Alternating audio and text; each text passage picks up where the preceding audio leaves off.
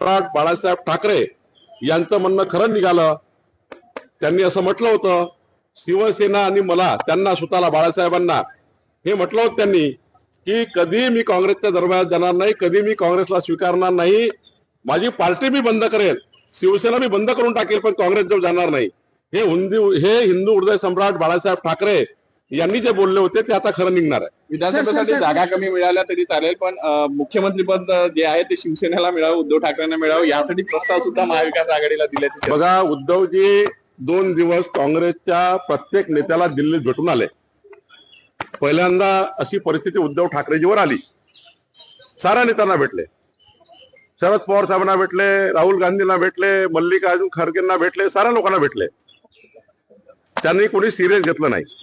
मुंबईच्या मेळाव्यामध्ये सुद्धा उद्धव ठाकरे होते आणि बाकी लोक होते त्यांच्या महाविकास आघाडीचे, तिथे उद्धव ठाकरेंना कोणी सिरियस घेतलं नाही।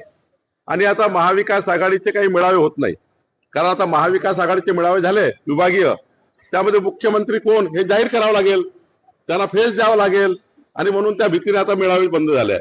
त्यामुळे महाविकास आघाडीमध्ये प्रचंड धुसफूस आहे। उलट महायुतीमध्ये आम्ही मुख्यमंत्र्याकरता भांडत नाही आहे, महायुतीमध्ये आमचा समन्वय आहे, आमचे एकनाथ शिंदे मुख्यमंत्री आहे आणि पुढच्या काळामध्ये आम्ही प्रचंड महायुती लढणार आहोत। त्यांच्याने आमचा हाच फरक आहे, ते मुख्यमंत्री खुर्चीकडे बघतात आहे, आम्ही 14 कोटी जनतेकडे बघतोय।